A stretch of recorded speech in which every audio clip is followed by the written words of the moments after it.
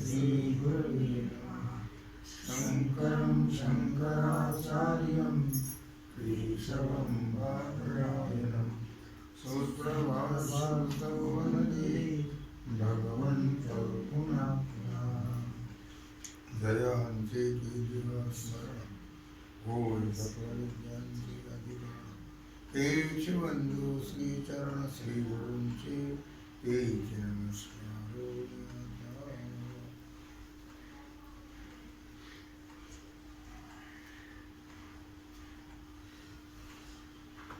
विचार सागर रहस्य तरंग पाहिला। पाठ क्रमांक 10। आता 24व्या हेडिंग मधील दुसरी शंका आणि समाधान आणि नंतर पहिल्या तरंगाच्या रहस्याला सुरुवात। काल आपण पहिली शंका पाहिली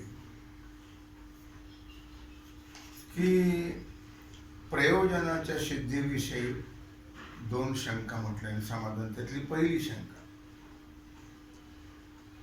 प्रयोजन म्हणजे फलाच्या वर्णनामध्ये जीवस्वरूपाच्या ठिकाणी असणाऱ्या दुःखाची निवृत्ती आणि परमानंद रूप ब्रह्मप्राप्ती असे या ग्रंथाचं फल सांगितलं आहे आणि त्या फलासच मोक्ष असं म्हटलेलं आहे। परंतु अशा रीतीचे मोक्ष प्रयोजन घडणे शक्य नाही, कारण सर्व वेदवाक्ये जीवाचे परमानंद स्वरूप प्रतिपादन करतात आणि वेदांत मते त्याचा स्वीकारही आहे। वास्तविक अप्राप्त वस्तूची प्राप्ती म्हणणं योग्य आहे, पण नित्य प्राप्त वस्तूची प्राप्ती म्हणणं संभवत नाही। जीवात्मा परमानंद स्वरूप त्याला पुन्हा परमानंदाची प्राप्ती असं म्हणणं हे सर्वथैव अयोग्य आहे। आत्मस्वरूपाच्या ठिकाणी संसार दुःखाची नित्य निवृत्ती आहे। म्हणजे आत्मस्वरूपाच्या ठिकाणी दुःख कालत्रयी नाहीच आहे। असा असताना दुःखाची निवृत्ती हे ग्रंथाचं परम प्रयोजन आहे असं म्हणणं सर्वथा अयोग्य आहे। यामुळे पूर्वी सांगितल्याप्रमाणे ग्रंथाचं प्रयोजन घडत नाही अशी घेतली होती शंका।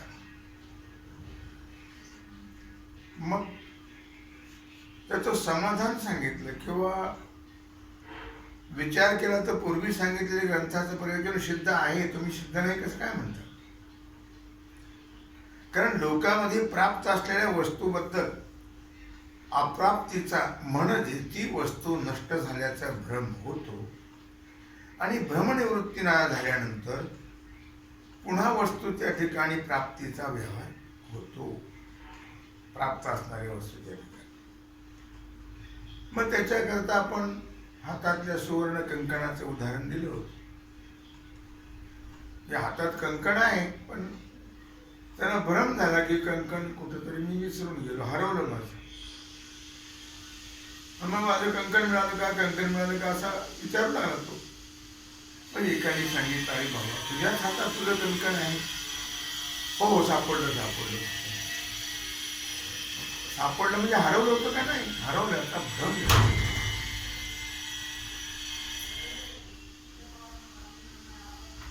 काय लक्षात आलं का? हरवल्याचं काय झाला होता?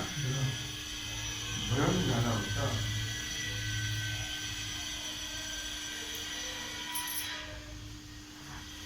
आणि पुन्हा मिळालं असं वाटलं,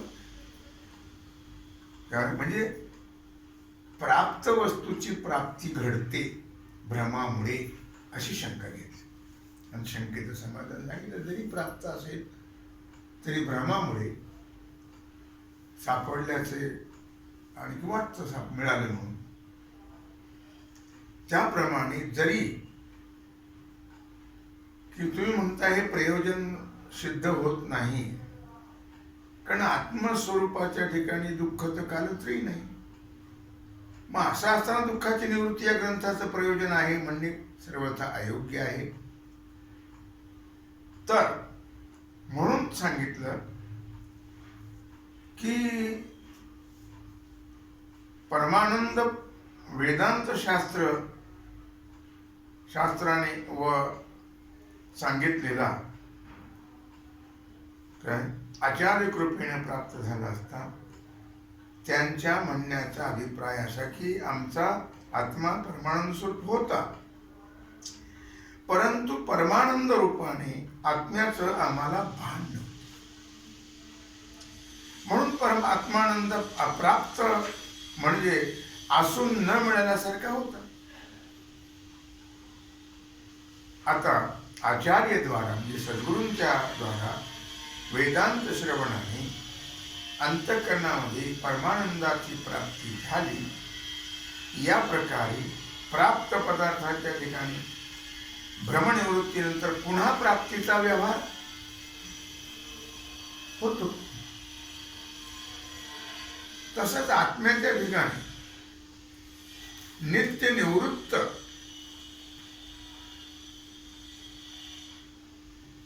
दुसऱ्या दुःखाच्या निवृत्तीचा व्यवहार घडतो. असा ज्याप्रमाणे रज्जूच्या ठिकाणी सर्प नित्य निवृत्तच आहे, तरी पण मंद अंधकारादी दोषामुळे सर्प आहे असा भ्रम होतो. नंतर रज्जूच्या ज्ञानाने नित्य निवृत्त असलेल्या सर्पाची पुन्हा निवृत्ती झाल्याचा व्यवहार होतो. कळलं?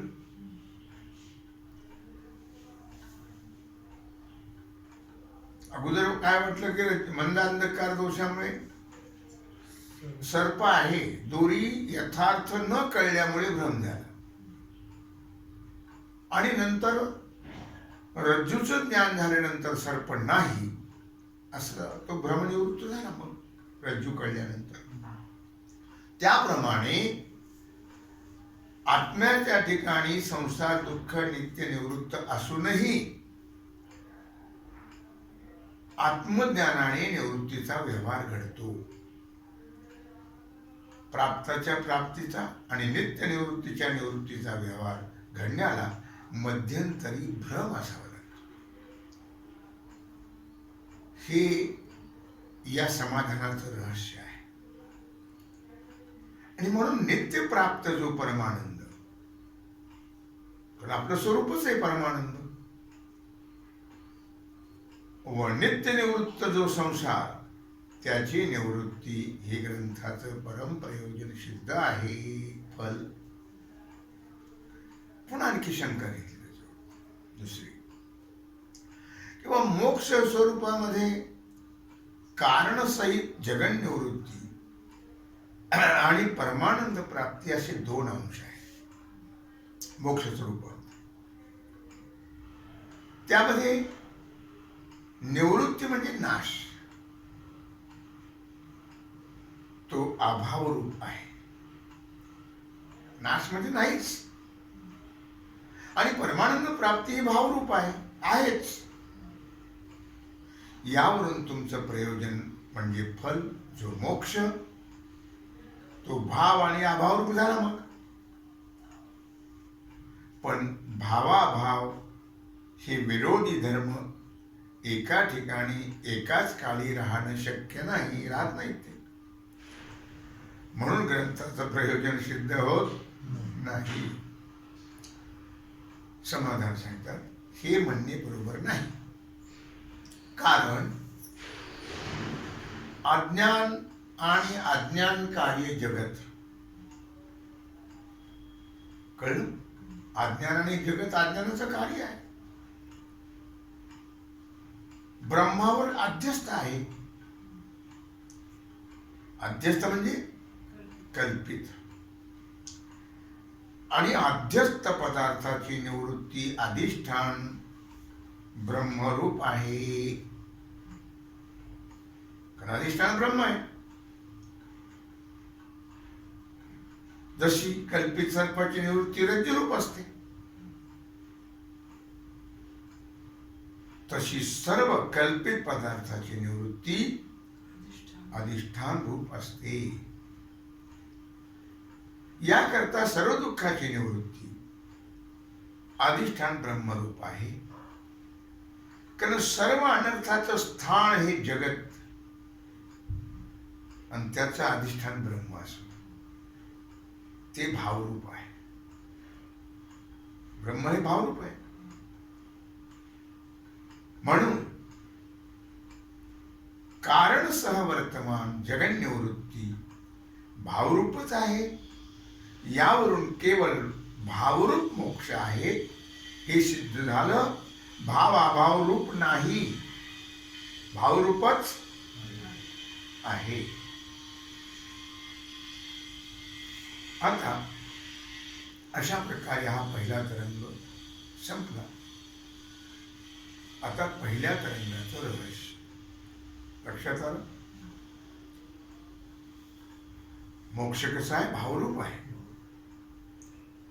भावाभावरूप नाहीये. मुख्य वेदांत शास्त्र म्हणजे व्यासकृत ब्रह्मसूत्रे. वेदांताचा हा पहिला ग्रंथ आहे ब्रह्मसूत्र. महर्षी व्यासाने तो लिहिला आहे. त्याची 555 सूत्र आहे. त्याच्यावरती त्या ब्रह्मसूत्रावर जवळपास 10-12 भाष्य झालेली आहे.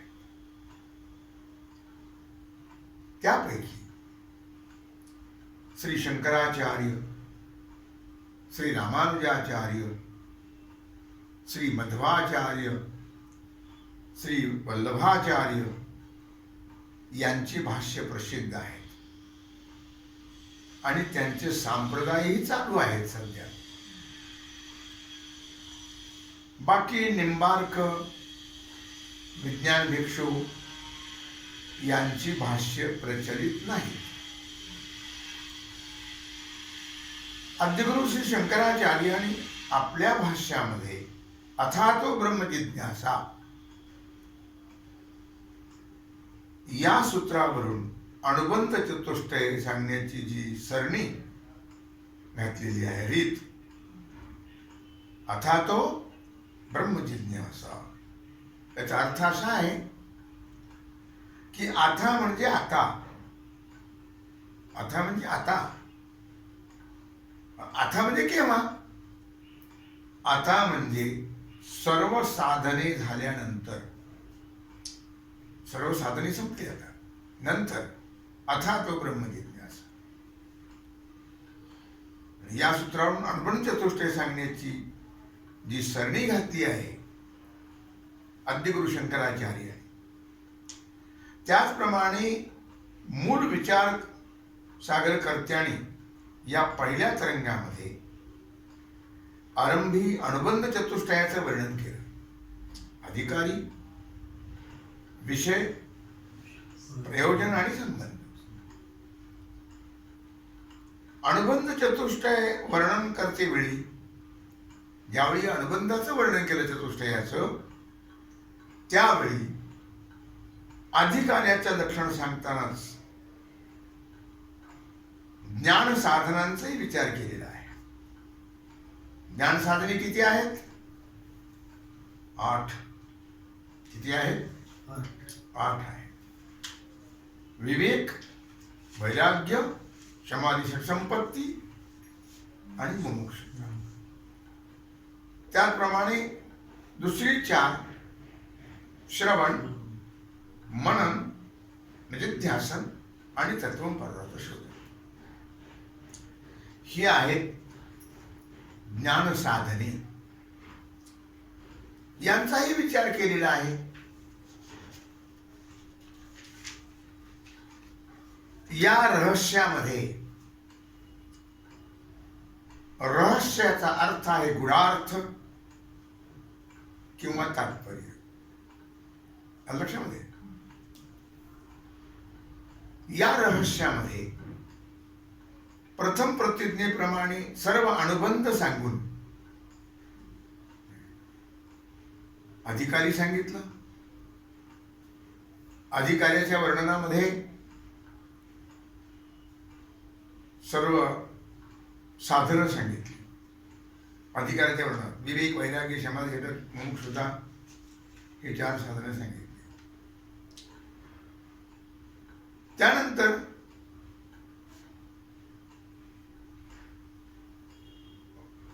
अधिकारी विषय सांगितला. विषय आहे जीव ब्रह्माचा आहे. त्यानंतर प्रयोजन सांगितलं, फल,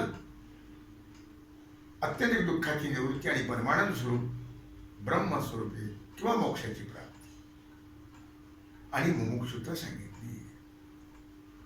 उद्धाराबद्दल किंवा मोक्ष प्राप्तीबद्दल किंवा स्वस्वरूपाची प्राप्ती होण्यास तव तळमळ असणं याला मुमुक्षुता असं म्हटलं. याचाही विचार सांगितलेला आहे अधिकाऱ्याच्या वर्णनावर. आणि अनुबंध सांगितल्यानंतर अधिकाऱ्याचं कर्तव्य म्हणून ज्ञान साधनांचा विचार केलेला आहे. ते ज्ञान साधन आहेत 8. अगोदर केला विवेक, वैराग्य, समाधी, षटक आणि मोक्ष यांचा विचार अगोदर सांगितलं. नंतर अगोदर याला अंतरंग साधन म्हटलं. नंतर पुन्हा श्रवण, मनन, निधिध्यासन आणि तत्वपदार्थ शोधन या हे सांगितल्यानंतर मग त्या 4ला विवेकाधिकाला बहिरंग म्हटलं आणि श्रवणाधिकाला अंतरंग म्हटलं. लक्षामध्ये म्हणजेच या ज्ञान साधनांचाही विचार आपण केला. अनुबंध वर्णनापेक्षा मोक्ष स्वरूपाबद्दल 2 प्रकारचं जास्त वर्णन केलेलं आहे. काय वर्णन केलेलं आहे की मोक्ष स्वरूपामध्ये कारणसह वर्तमान, जगन्निवृत्ती आणि परमानंद प्राप्ती असे 2 अंश आहेत. हे जास्त वर्णन केलेलं आहे. जीव हा वास्तविक ब्रह्मरूपच आहे. जीव ब्रह्मैव ना परा श्लोकार्थेन प्रवक्ष्यामि यदुक्तम ग्रंथ कोटिभिः ब्रह्म सत्य जगन मिथ्या जीव ब्रह्मैव ना परा. जीव ब्रह्मरूपच आहे. त्याला पुन्हा ब्रह्माची प्राप्ती आणि आत्मस्वरूपाच्या ठिकाणी संसार केव्हाच नाही, म्हणजे नित्यनिवृत्त आहे. आत्मस्वरूपाच्या ठिकाणी संसार नित्य निवृत्त आहे, संसार नाहीच आहे. त्याचं पुन्हा नित्य निवृत्ती रूप मोक्ष हे प्रयोजन नाही असं म्हणता येणार नाही. या शंकेचं दृष्टांतपूर्वक समाधानही सांगितलं. सुवर्ण कंकणाचं उदाहरण देऊन त्याचं समाधान सांगितलं. तर मुख्य वर्म असा आहे की कोणालाही प्राप्त असलेल्या किंवा निवृत्त असलेल्या पदार्थाविषयी प्राप्त झाल्याचा किंवा निवृत्त झाल्याचा जो व्यवहार दिसतो तो केवळ मध्यंतरी भ्रमाचा स्वीकार केल्याशिवाय दिसत नाही. त्याला भ्रमाचा स्वीकार मध्यंतरी करावा लागतो. एखादा कारकून आहे आणि त्यांनी कानावर लेखणी ठेवली आणि भ्रमाने तो रुमालात पाहतोय, नळकंड्यात पाहतो आहे. नंतर सहजच कानाकडे हात लावून पाहिलं तर लेखणी मिळाली, कारण कानावर लेखणी ठेवली होती. सापडली म्हटलं झालं. मग सापडली म्हणजे कोणी चोरून नेलती का? नाही, होती जवळच, कानावरच होती ती. पण मिळाली म्हणण्यामध्ये लेखणी हरवल्याचा मध्यंतरी भ्रम मानावाच लागतो. लक्ष होय. तर पुष्कळची उदाहरणे आहेत अशी. आजीबाईची तक्री डबी कमरेलाच असते, पण मुलांना विचारते, अरे माझी डबी पाहिली का, डबी पाहिली का? नातू म्हणतो आजी कमरेला बघ बरं, अरे सापडली. म्हणजे त्याला भ्रम मानावा लागतो. पुष्कळ वेळा चष्मा आपल्या डोळ्याला असतो ना, आपण कुणीकडे तरी शोधत असतोय आणि मग सापडला असं वाटतं. म्हणजे मध्यंतरी भ्रम मानावा लागतो. त्याचप्रमाणे मी ब्रह्मरूप नाही, ब्रह्म कुणीकडे आणि मी काय एकश्चित, असा भ्रम होतो जीवाच्या ठिकाणी. जीव ब्रह्मरूप आहे पण लवकर त्याचा निश्चय होत नाही भ्रमामुळे. आणि याप्रमाणे ब्रह्मप्राप्तीची आणि संसार निवृत्तीची इच्छा होते. सारांश, जीवाला भ्रम आहे म्हणून ब्रह्मप्राप्ती आणि संसार निवृत्ती अशा स्वरूपाचं प्रयोजन शास्त्र सांगते. जीवाच्या भ्रमनिवृत्ती करता हे 2 ग्रंथ तयार केले साधू निश्चलदासजीने. त्यांचे फार मोठे उपकार आहेत जगावर. या 2 ग्रंथातून भ्रमनिवृत्ती केली आणि जीव ब्रह्मरूप कसा आहे हे सिद्ध केले.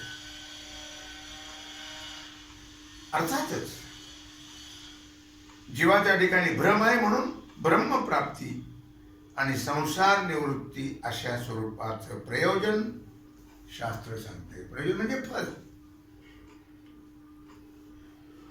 आता नंबर 2, ब्रह्मप्राप्ती भावरूप आणि बंध निवृत्ती अभावरूप. दुसरी शंका घेतली होती. असा भावाभावरूप मोक्ष घडत नाही, ही शंका नंबर 2 ला घेतली होती. वास्तविक पाहता या शंकेच्या समाधानामध्ये संसार निवृत्ती अभावरूप नाही एवढंच ग्रंथ करायला सांगायचे, बाकीचं काय नाही. संसार निवृत्ती अभावरूप नाही आहे, भावरूप आहे. कारण मिथ्या पदार्थाचा नाश नेहमी अभावरूप नसतो.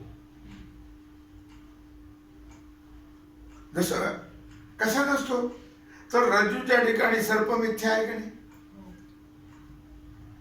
मग त्याचा नाश कोणत्याही रूपात न होता तो भ्रमनाशानंतर रज्जूरूपच होतो. म्हणजे ज्यावेळी रज्जू मंद अंधकारामध्ये पाहिली तेव्हा असं वाटलं हा सर्प आहे, रज्जूचे यथार्थ ज्ञान झाले नाही. आणि ज्यावेळी रज्जू कळाली, म्हणजे रज्जू कळाली त्यावेळी सर्प भ्रम गेला,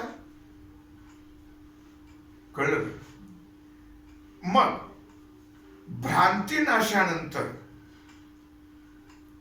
रज्जूरूप होतो तो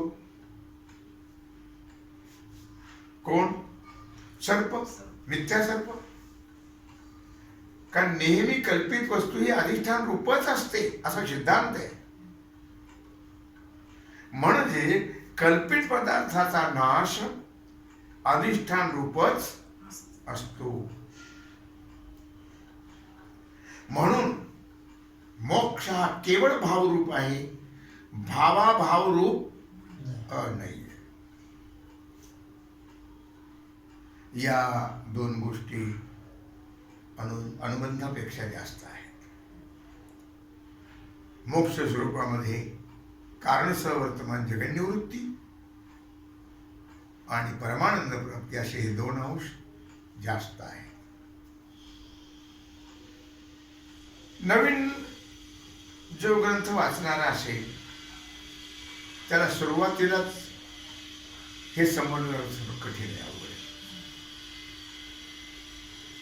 पण मुख्य सिद्धांताचं सूत उवाच ग्रंथकारांनी करून ठेवले या 2 गोष्टीला. बस एवढंच. याप्रमाणे या तरंगामध्ये अनुबंध चतुष्टय व वर दाखवलेले 2 विषय एवढंच प्रतिपादन केलेलं आहे. लक्षामध्ये अशा प्रकारे या ठिकाणी प्रथम तरंग समाप्त होत आहे आणि उद्या आपण दुसऱ्या तरंगाला आरंभ करूया. तेव्हा झालेली सेवा भगवत चरणी समर्पित करून राहिला जो सेवेचा भाग आहे तो आपण उद्या कुंडलिक वरदे हरिविठ्ठल श्री ज्ञानदेव तुकाराम पुंडरीनाथ भगवान की जय. श्री सद्गुरु ज्ञानेश्वर महाराज की जय. श्री सद्गुरु जोग महाराज की जय. श्री सद्गुरु साखरी महाराज की जय.